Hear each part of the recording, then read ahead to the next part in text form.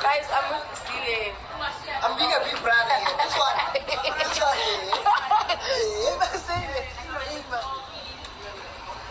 Okay. Going on at the airport again. Oh yeah. I ain't been having it, guys. Who's the season? Yeah, no. I'm gonna be paid, guys. I know nothing in South Africa. When I get to Durban July, 6 champagnes. Okay. How much, guys? Hey guys, welcome back to my channel. Now guys, on a lady Apiwe and Zile were going out and they were traveling together to the Durban July. If you guys don't know, that is one of the biggest events that happens once a year in July in Durban, right?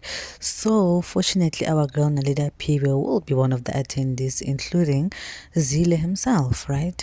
So they were traveling together and she captioned this video that she posted on her stories and captioned it by saying, "He's being a big brother for real, for real. He's even shouting at me," you know.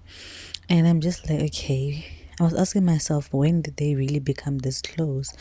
But you guys must remember, they once worked together for this other campaign. I'm not sure if I'm allowed to say which campaign it was, but yeah, they were working together for that other campaign, and I believe that's where they formed a friendship.